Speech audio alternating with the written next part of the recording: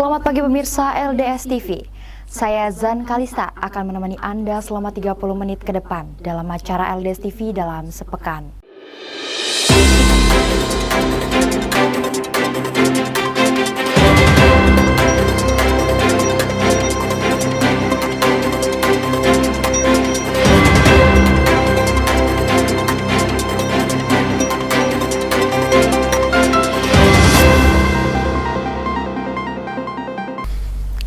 Pemirsa, kita menuju ke berita yang pertama. 2 orang bocah laki-laki di Lampung Utara dicabuli oleh seorang pria berinisial ZR. Pelaku melakukan tindakan bejat tersebut dengan modus membuka salon pangkas rambut. Seorang pria di Lampung Utara ditangkap polisi karena diduga mencabuli 2 bocah laki-laki. Modus tersangka dengan membuka salon pangkas rambut. Tersangka ZR langsung diamankan ke Mapolres Lampung Utara karena diduga mencabuli 2 bocah laki-laki. Warga Candimas Lampung Utara ini memperdayai kedua korbannya dengan modus membuka salon pangkas rambut. Aksi bejatnya terbongkar setelah kedua korban bersama keluarga melapor ke polisi. Dari pengakuan korban, saat itu usai keduanya memangkas dan membersihkan wajah di dalam salah satu ruangan, tersangka mencabuli keduanya secara bergantian. Saat diperiksa penyidik, tersangka membantah perbuatannya. Namun dirinya tak menyangkal jika ia menyukai sesama jenis. Kayak ngapa-ngapain Pak, mereka tuh cuma perawatan aja Pak. Kamu. Terus? Ya setelah itu ganti-gantian satu-satu, sudah itu mereka bayar sama saya terus pulang. Kenapa kamu lakuin? Saya nggak ngelakuin Pak, mau Pak, saya nggak ngelakuin. Terus apa yang kamu seselin kalau kamu nggak ngelakuin? Soalnya masuk bisnis, sebenarnya kan saya menutupi kepada keluarga saya bahwa saya tuh gay. Jadi kamu suka sesama jenis itu udah berapa lama? Udah dari kecil. Udah dari kecil. Iya. Jadi kronologisnya pada saat korban ini potong rambut di usahanya si pelaku, si tersangka ini, kemudian si korban ini setelah potong rambutnya kan akan dicuci ya. Jadi dibawa ke tempat cuci rambut oleh si tersangka, kemudian pada saat itu ditutup matanya dengan tisu, kemudian korban dilakukan pelecehan seksual. Korbannya laki apa perempuan? Untuk korbannya semuanya laki-laki. Polisi terus lakukan penyelidikan guna mengungkap apakah masih ada korban lain dari ulah tersangka. Dari Lampung Utara, Afan, LDS TV mengabarkan. Kita beralih ke informasi selanjutnya. Dalam rangka menunjang dan melayani pelayanan kesehatan yang terbaik bagi masyarakat Tulang Bawang Barat, Rumah Sakit Asy Syifa meresmikan pembangunan gedung baru yang ditandai dengan pemberian tali ASI kepada 33 anak yatim piatu yang berada di Tiu Daya Asri, Kecamatan Tumi Jajar, Kabupaten Lampung Tengah. Dalam rangka peresmian gedung baru Rumah Sakit Asy Syifa Medical. Dalam rangka menunjang serta melayani pelayanan kesehatan yang terbaik, Rumah Sakit Asy Syifa menambahkan fasilitas gedung ruang bersalin yang ditandai dengan pemberian tali ASI kepada 33 anak yatim piatu yang berada di Tiuh Daya Asri, Kecamatan Tumi Jajar, Tulang Bawang Barat, Lampung, Senin 26 Desember 2022. Penambahan fasilitas gedung tersebut merupakan salah satu program kerja rumah sakit yang nantinya dapat melayani masyarakat secara prima serta memberikan pelayanan secara gratis. Selain armada, Rumah Sakit Asy Syifa juga memberikan fasilitas khusus bagi aparatur desa atau TIUH.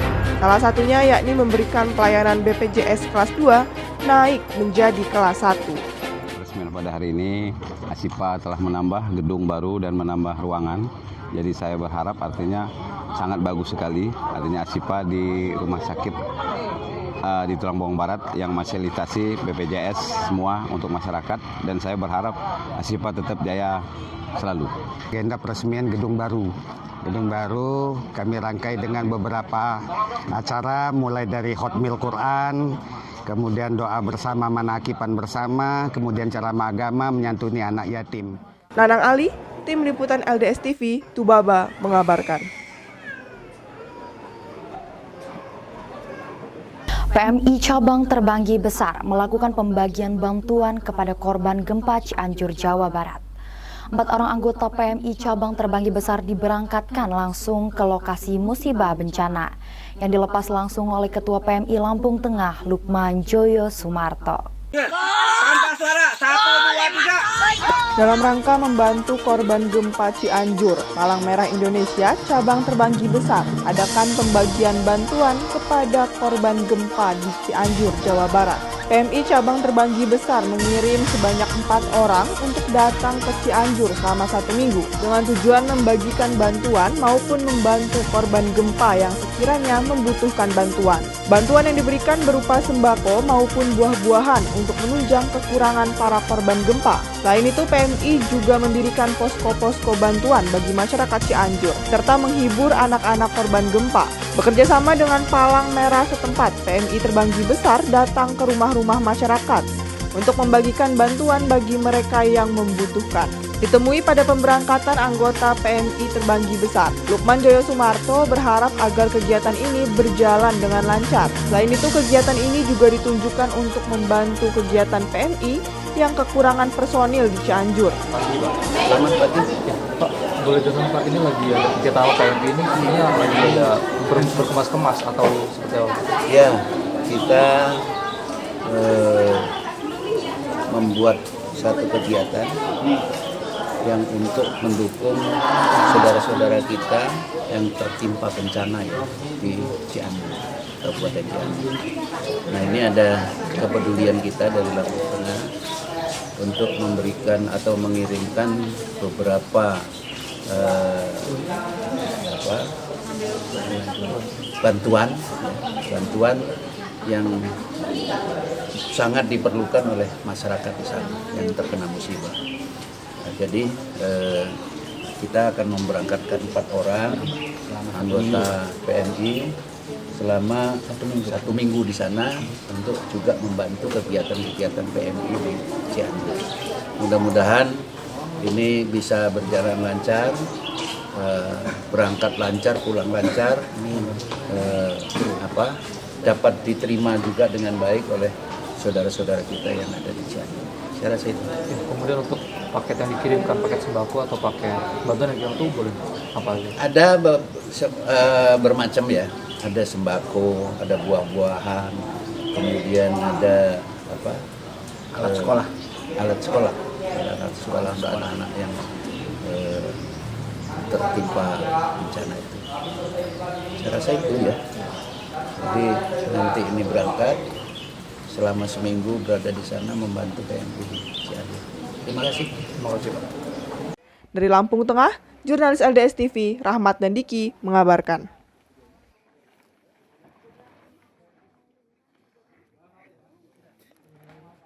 Terima kasih Anda masih bersama kami dalam acara LDS TV dalam sepekan.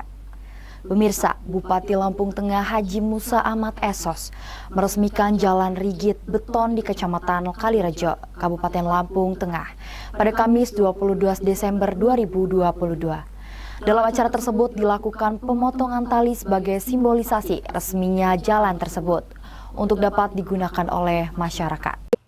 CSR dari PT Kalirejo Lestari, yaitu jalan rigid beton sepanjang 450 meter yang menghubungkan beberapa kampung di Kecamatan Kalirejo, secara resmi dapat dipergunakan oleh warga masyarakat.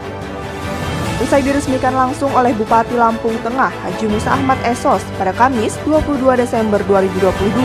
Ucapan terima kasih disampaikan Haji Bayu dari perwakilan PT Kalirejo Lestari pada Bupati Lampung Tengah, Haji Musa Ahmad, terkait peruntukan CSR dari PT Kalirejo Lestari. Untuk itu, saya selaku mewakili PT Kalirejo Lestari sekali lagi mengucapkan terima kasih atas saran dari Pak Bupati yang mana untuk mengalokasikan dana CSR perusahaan Kalirejo Lestari untuk perbaikan jalan di lingkungan PT Kalirejo Lestari. Salah satu tokoh masyarakat, Haji Saibani, berharap dengan kehadiran Bupati Musa Ahmad bisa membawa kemaslahatan bagi warga Kalirejo. Selain itu, Saibani juga mengucapkan terima kasih kepada PT Kalirejo Lestari dan Pemkab Lampung Tengah yang telah memberikan kado kepada warga Kalirejo di tahun ini, yaitu berupa penyelesaian perbaikan jembatan dan menyelesaikan pengerjaan rigid beton. Oleh karena itu, Saibani berharap ke depannya pembangunan ini dapat meningkatkan perekonomian masyarakat. Dan hari ini kita sama-sama menerima kado akhir tahun. Kado akhir tahun ditambah pas hari ibu. Jadi momennya sangat luar biasa. Mudah-mudahan rigid beton yang difasilitasi oleh Pak Bupati agar CSR Kalirejo Lestari ini tidak numplek di kantor tapi ditumpahkan di jalan. Sementara itu, Bupati Lampung Tengah Musa Ahmad mengucapkan terima kasih atas bantuan CSR PT Kalirejo Lestari kepada warga masyarakat Kalirejo, yaitu berupa penyelesaian jembatan dan penyelesaian pembangunan jalan rigid beton yang kegunaannya untuk warga masyarakat. Musa Ahmad mendoakan semoga kedepannya PT Kalirejo Lestari semakin maju dan bisa berbuat baik bagi masyarakat. Bupati mengatakan terdapat 3 pilar untuk membangun Kabupaten Lampung Tengah, antara lain support dari pemerintah, dunia usaha, dan warga masyarakat. Musa Ahmad menjelaskan sebelum 2024, akses Kalirejo sampai Pubian bisa terhubung secepatnya, karena jalur tersebut sangat berpengaruh bagi masyarakat.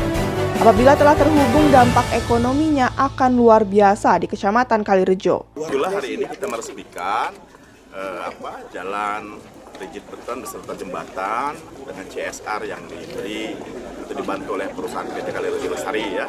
Mudah-mudahan ini akan bermanfaat untuk masyarakat kita semua, termasuk juga untuk perusahaan yang ada di sini. Dan mudah-mudahan ke depan juga kita sedang bicarakan bagaimana kita mengkonektingkan antara Kalirejo ke Sendang Agung sampai ke Pubian ke depan. Yang sudah diresmikan ini berapa panjangnya, Pak? Ini kurang lebih 700-an meter, 760-an meter. Berikut jembatan, ya. Dari Lampung Tengah, Hana Harinisa, LDS TV mengabarkan.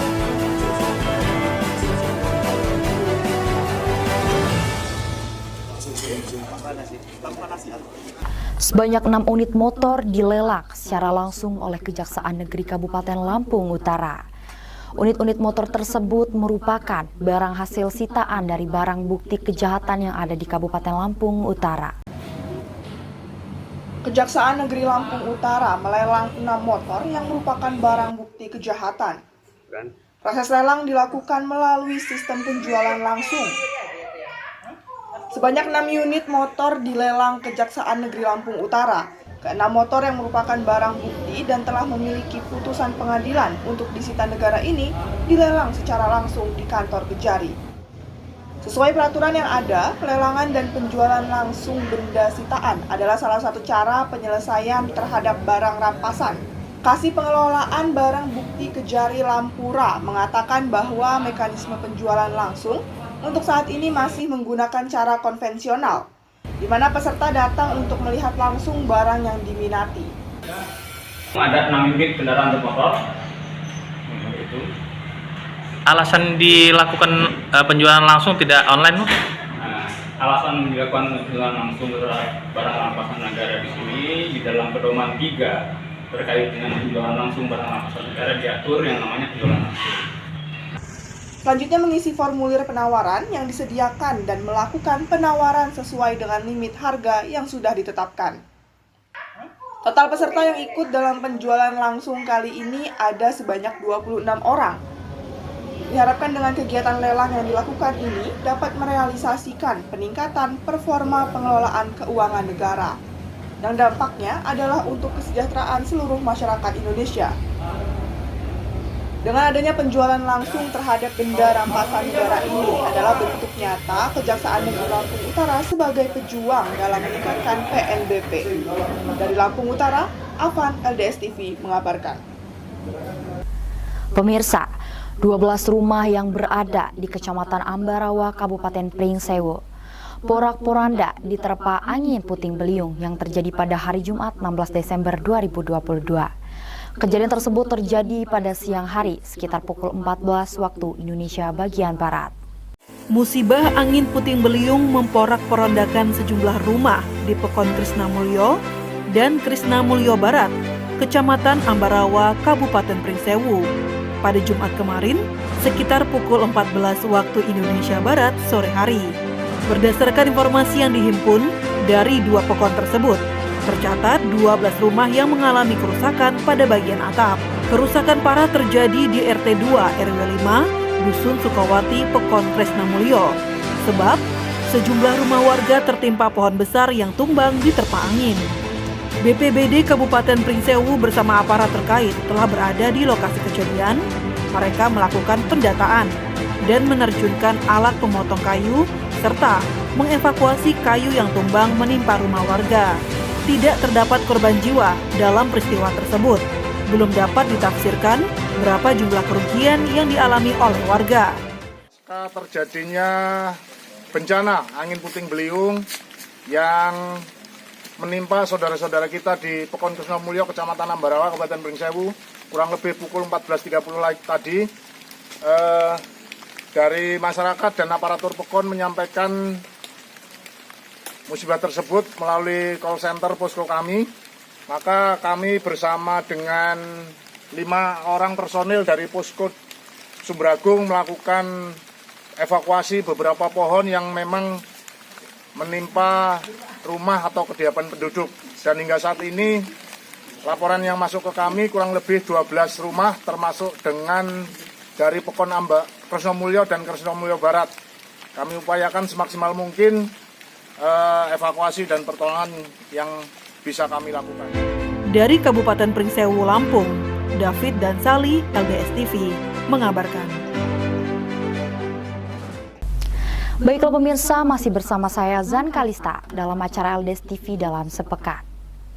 Surap, itulah yang terlihat pada taman bermain yang berada di Kecamatan Tumijajar, Kabupaten Tulang Bawang Barat, yang didirikan dari anggaran dana desa. Taman bermain ini merupakan salah satu program pemerintah daerah yang melibatkan seluruh TIU di Kabupaten Tulang Bawang Barat. Taman bermain salah satu program pemerintah daerah yang melibatkan seluruh TIU yang berada di Kabupaten Tulang Bawang Barat, Lampung. Taman yang menggunakan anggaran dana desa pada tahun 2019 tersebut yang berada di TIU Margodadi, Kecamatan Tumijajar, terkesan tak terawat serta sebagai ajang mesum. Sardirman, salah satu mantan kepala TIU sekaligus tokoh masyarakat, cukup prihatin atas kejadian tersebut. Selasa, 13 Desember 2022. Inilah suasana kondisi taman bermain yang berada di TIU Margodadi, Kecamatan Tumijajar, Tulang Bawang Barat, Lampung. Dengan kondisi tak terawat dan banyak puing fondasi yang retak, serta hanya menyisakan batu prasasti, papan nama, serta tempat bermain yang mulai berkarat, dan kondisi tempat bermain yang sudah tak layak lagi, dipenuhi rumput dan tidak adanya lampu penerangan di seputar taman tersebut. Dengan hilangnya hak anak bermain tersebut seakan-akan menghilangkan sejarah yang diukir para pemimpin terdahulu. Menyikapi hal tersebut, Sardiman sebagai tokoh masyarakat Margodadi berharap budayakan ronda malam serta pemasangan lampu penerangan di tempat-tempat titik rawan. Kalaupun misalnya itu digunakan orang lain yang tidak bertanggung jawab untuk berbuat mesum, ya gimana upaya desa supaya desa itu aman, dikasih penerangan, bagaimana di ronda malam, bagaimana ya harusnya digerakkan, karena TIU kita kan ini masyarakatnya luas, banyak, sehingga bisa didaya gunakan sehingga bisa bermanfaat untuk masyarakat. Anang Ali, LDS TV Tubaba memberitakan. Pemerintah Kabupaten Lampung Utara melakukan rolling terhadap 19 pejabat eselon 2 dan 3 yang berada di lingkungan pemerintah Kabupaten Lampung Utara. Hal tersebut dilakukan berdasarkan uji kompetensi yang dilakukan kepada seluruh pejabat eselon 2 beberapa waktu lalu. 19 pejabat eselon 2 dan 3 di lingkungan Pemkab Lampung Utara di rolling. Selama 6 bulan ke depan, kinerja mereka akan dievaluasi dan akan dipindah tugaskan lagi jika tidak maksimal dalam bekerja. 19 pejabat eselon 2 dan 3 di lingkungan Pemkab Lampung Utara berpindah posisi.